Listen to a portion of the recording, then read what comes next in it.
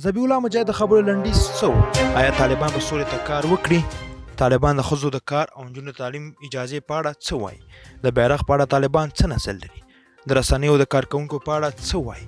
د عمومي عفوې په اړه طالبان څه نظر لري؟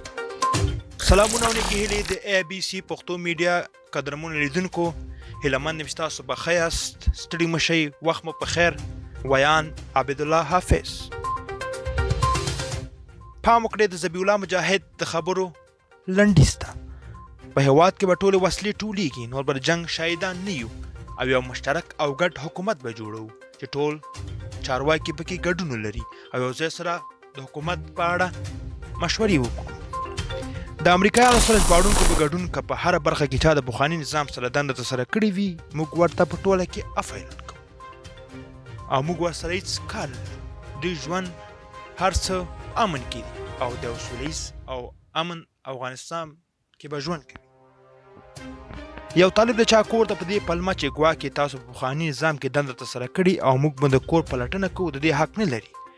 که ونیول شو، قانوني جزا به ورکول کیږي او عام محضر کې به عام خلکو ته ښودل کیږي. علم په نر او ښځه فرض دی. خویندې کولی شي چې په حجاب کې خپل زده کړې او دندې پر مخ یوسي. دا چې اوس بیړنی حالت دی، نظام د جوړېدو څخه به وروسته د بیرغ په اړه خبرې کوو.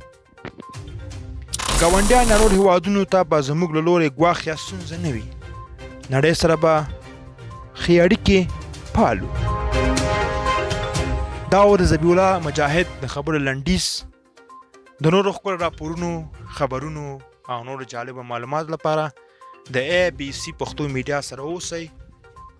چینل سبسکرایب کړئ او سبسکرایب سره خوا کې د ګونګړي بټن هم کېکاږئ. مننه، الله مو مل شه، ښې شېبې ولرئ. خدای په امان.